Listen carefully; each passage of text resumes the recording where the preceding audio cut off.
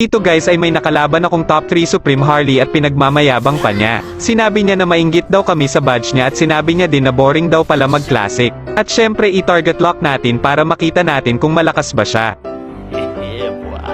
At dahil offlane fanny ako sa gold lane muna ako papatay. Oh!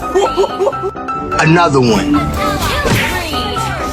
Brother and I will shoulder the family goal. Darn it! I went a bit too far. Oh my god! Double kill. LOL! At dito guys ay magaganap na ang unang pagtatapat namin ng top 3 Supreme. Oh my god!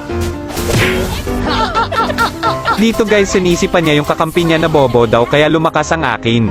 Dalawa na daw sila tapos hindi pa kinaya yung fanny, syempre kahit 5 pa kayo hindi nyo kakayanin ang Spider-Man fanny ko. Spider-Man?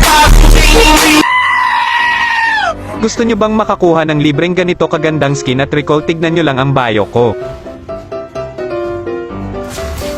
Oh my god!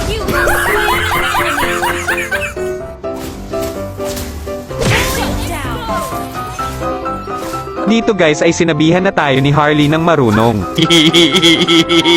At bago natin tapusin balikan muna natin kung paano naging lamok ang kalaban. Kanta na lang tayo ng la la la la lamok.